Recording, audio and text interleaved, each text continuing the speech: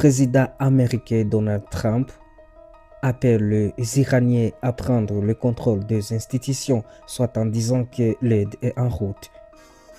Donald Trump a encouragé mardi le 13 janvier les manifestants iraniens à poursuivre leur mouvement jusqu'à renverser les autorités en promettant sur son réseau social que l'aide était en route, sans plus de précision.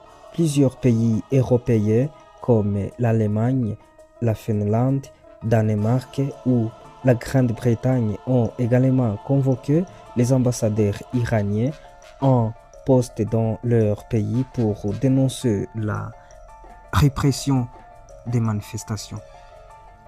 Ce qu'il faut retenir, les autorités iraniennes ont coupé l'accès à Internet aux réseaux téléphoniques depuis vendredi dans tous les pays pour limiter la diffusion d'images et d'informations sur les manifestations.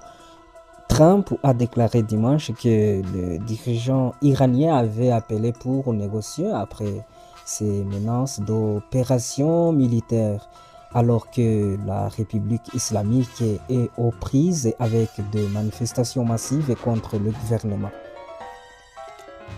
Quelques 2000 personnes, dont des membres des forces de sécurité, sont mortes dans les manifestations qui s'écouleront depuis le 28 décembre, a déclaré mardi à Reuters un responsable iranien sous couvert d'anonymat.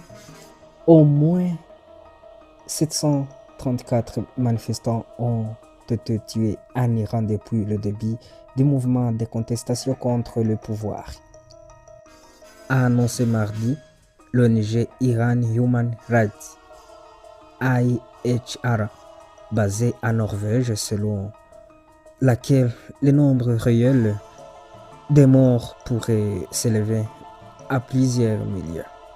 Continue de recevoir des rapports faisant état des milliers de morts dans différentes villes et provinces d'Iran, précise l'organisation après plusieurs de 2 semaines de manifestations.